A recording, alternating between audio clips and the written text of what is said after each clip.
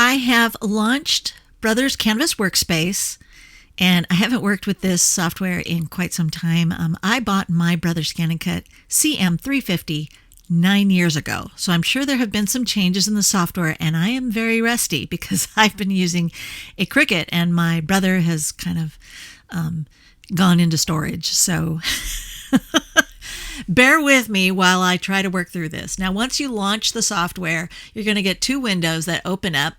And this is the library pre-done projects by Brother that are sitting in there. We're not going to work with that right now. I'm just going to show you how to work with an SVG and get that uploaded for your cutting machine. So here we go. We're on the canvas. I'm going to double click this to see, oh, there we go, full screen.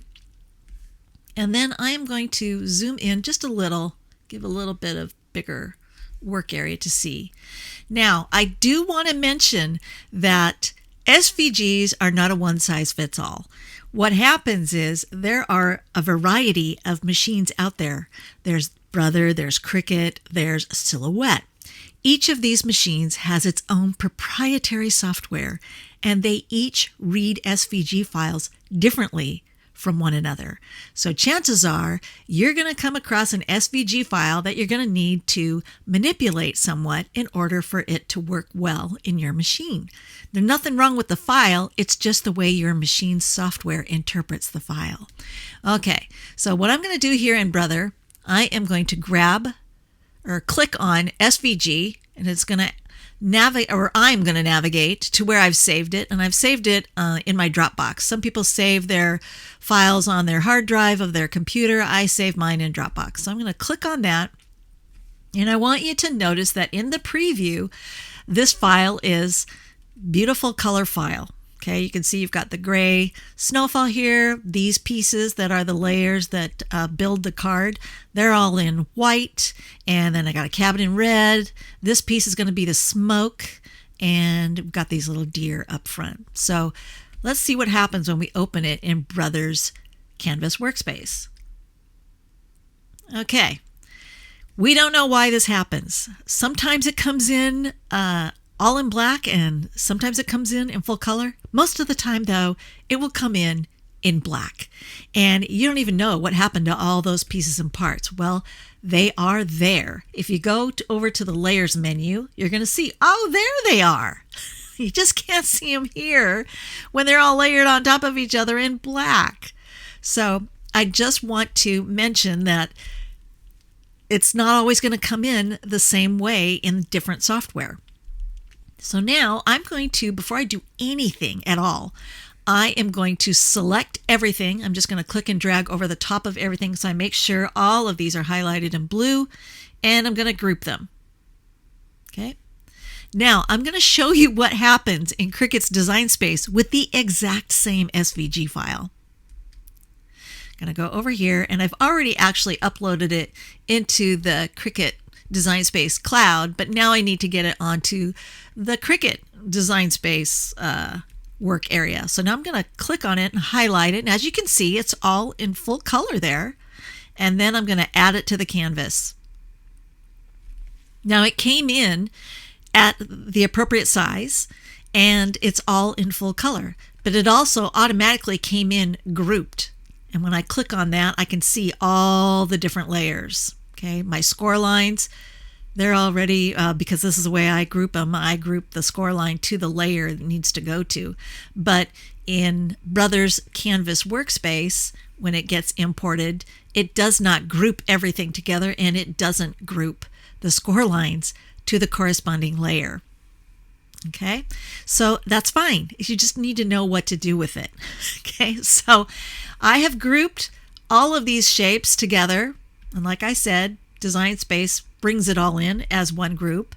But I'm going to click on that and go up here and look at the size. Now, as a group, this size is 10.914 inches. That's the width. And you'll notice that lock there. That locks the aspect ratio. This is important because when we go to resize it in Brother, we want to make sure that we have that aspect ratio locked in the same fashion. So I'm going to go over here. I'm going to click on the group. You can do it here or you can do it in the menu here, but I am going to go to the Edit menu over here on the right. And I need to change the width of this, and I'm going to make it match what I know in Cricut's design space is 10.914 inches. Now notice maintain aspect ratio is ticked. You want to make sure that that is on so that everything scales. It reduces in size or it increases in size proportionately, because you don't want one piece to get enlarged and then the others are not enlarged at the same percentage. So we're going to click on the enter button, and there we go. Now it is appropriately sized to what it should be. Okay, so that's a fun little trick that I learned from Jan, from Sew with Jan. That's her YouTube channel. I'm going to leave a link in the description so you can go and watch her video. She has a lot of things, a lot of tips that she has learned on working with SVG files and her brother ScanNCut. And I think it would behoove you, if you're a ScanNCut user, to go and learn a little bit more about the software, because she's discovering, oh my gosh, this software can do a lot of things. It can do a lot more things than Cricut's design space can. So, because it's like it's kind of semi-vector, it's vector software here that you're working with in Brother Canvas Workspace. It's not just an SVG reader. So, wow, kind of powerful. All right. The next thing I need to do is go over here into the Layers menu, and I need to manipulate each of these pieces to determine what color they're going to be. So I am going to just take this group, and there's a keyboard shortcut. You can either use the menu up here and go to Layers and ungroup, or you can use a keyboard shortcut, which is for a Mac. I'm on a Mac. Now, I'm not sure what it is for a PC, but I'm on a Mac, and it is Shift Command G. And it will ungroup all of that.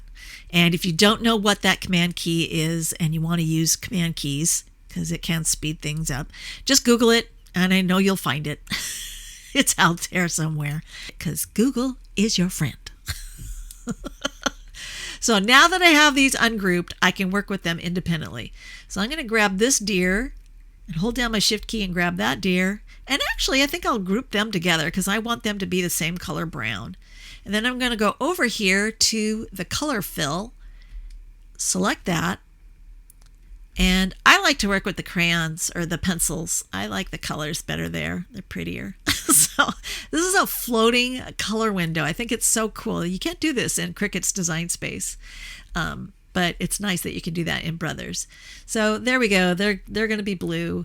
Then I'm going to, here, all the white shapes. This is going to be white, and I'm going to hold my command key. And on PC, it could be Control, I'm not sure, but I'm going to hold down the command key on my Mac and click all the shapes that I want to be white. Okay, all of those are going to be white.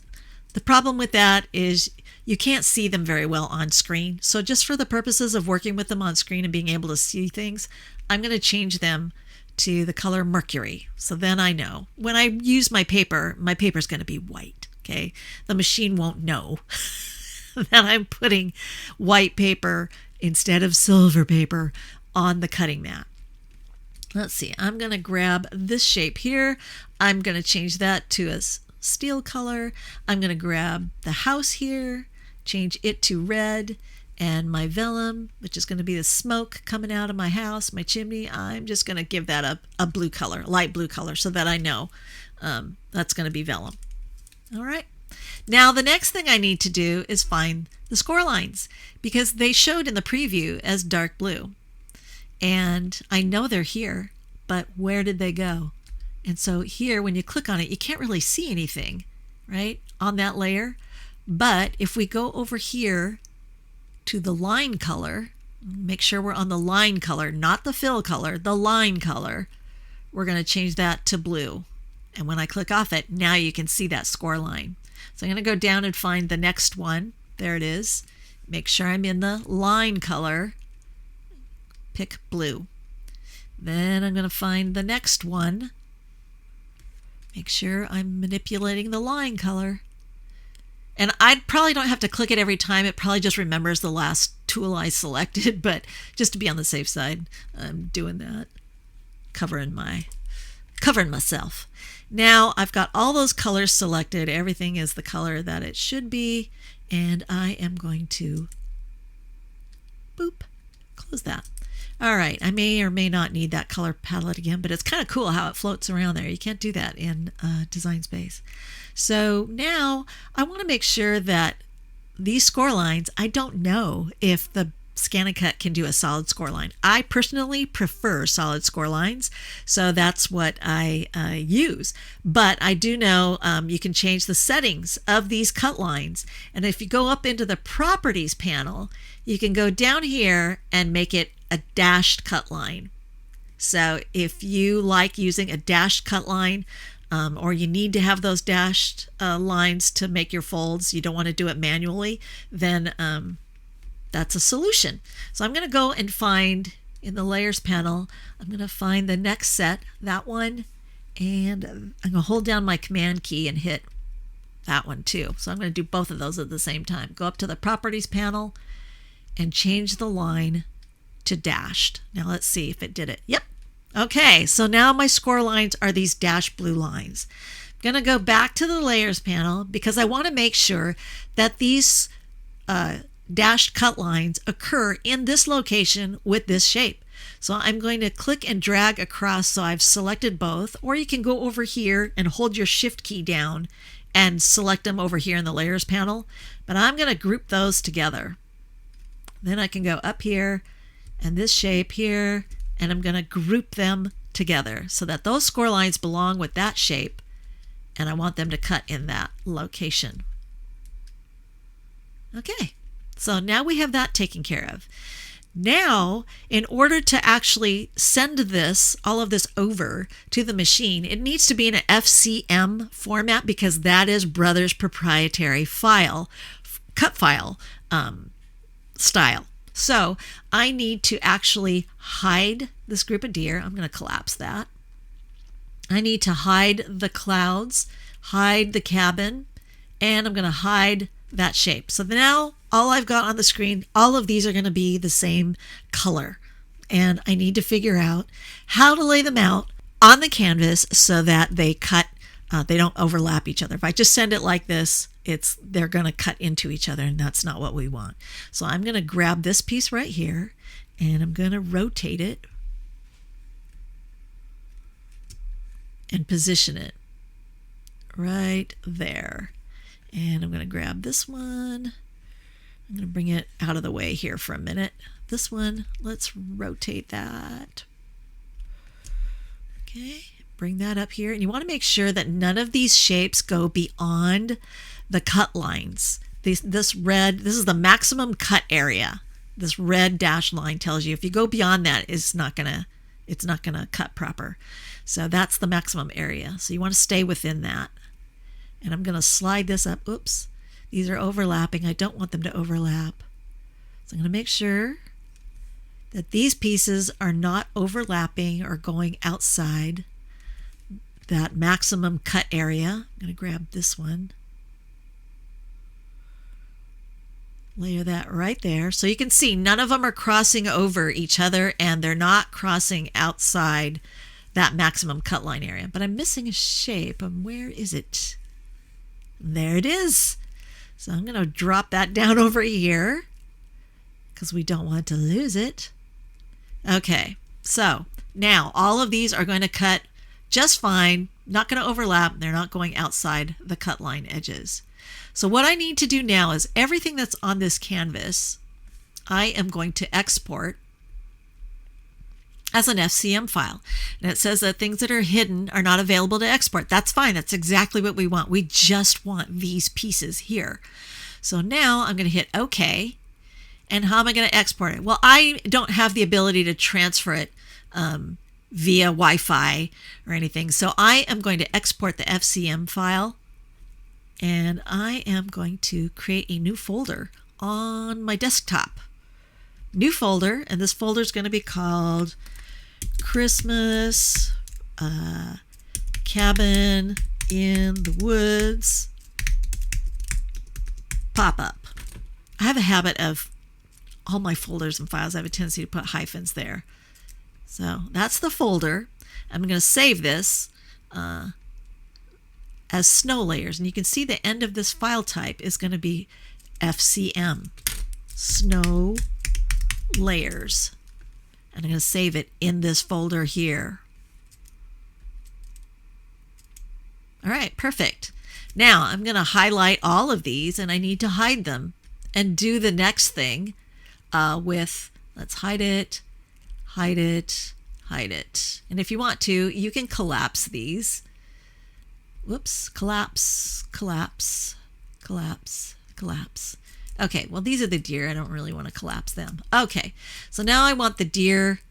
Oh, no, I want to see them. Okay, so these deer, I don't know where you want to cut them on your canvas, but I'm going to locate them down here in the right corner, because whenever I cut something tiny and delicate, I like to be able to lift up the corner of my paper after the first cut to make sure I got a clean cut. I'm assuming that the machine will keep everything in the same spot.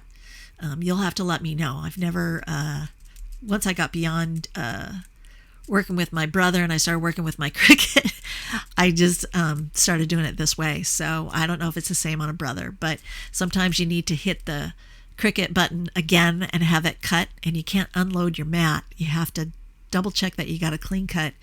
And then if you didn't, don't unload the mat, just hit the Cricut button and it will cut exactly where it did the first time. So I don't know if you have that capability on a brother. But anyway, I'm going to save those right down there because that's easier for me to double check physically that I got a clean cut. Sorry, I'm talking a lot about that, but it's true.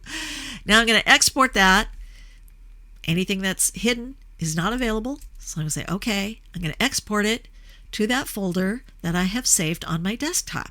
It's this one right here. And I'm going to call this deer. Okay, so it's going to save those. Perfect. Now I'm going to hide that. What's my next object? Oh, whoops, that one. I'm going to hide this one. And again, I'm just going to drag it down here because I don't know if you need to change the size of the artboard or just leave it right here at this scale and this size. But for me, that's what works for me. So I am going to export that. Okay. And I'm going to call it smoke because that's what it is. Boom. Then we're going to hide that, go to the cabin, toggle that on. I'm going to drag it down here. I'm always cutting tiny things. Now you can actually probably save it in different four corners. You know, if you want to save it over here. Export. It's okay. FCM. Red cabin. Boom. Gonna hide that. Now I'm gonna turn this one on.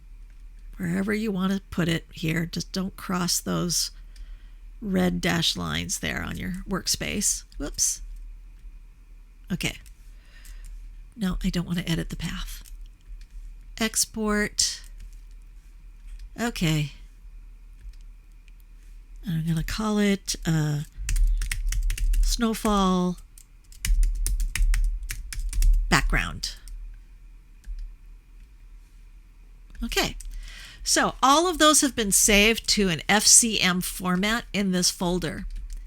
And then when you're ready, you can send them over to your cutting machine. Now, if you have the Wi-Fi thingy capability, then hopefully you know how to do that.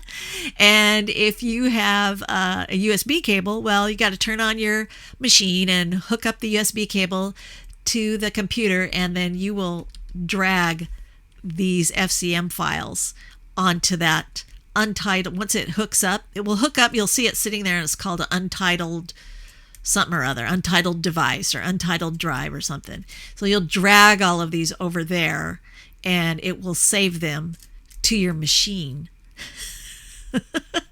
So then you can go ahead and proceed with the cutting process. So I'm just going to let you take it from there, but that's how to deal with SVG files and Brother's Workspace. And I hope you found that helpful, and go give Jan's video a like and watch her video, because you will learn so many great tips working with your ScanNCut and SVG files if you go watch her channel. All right. Thanks for watching. Catch you later.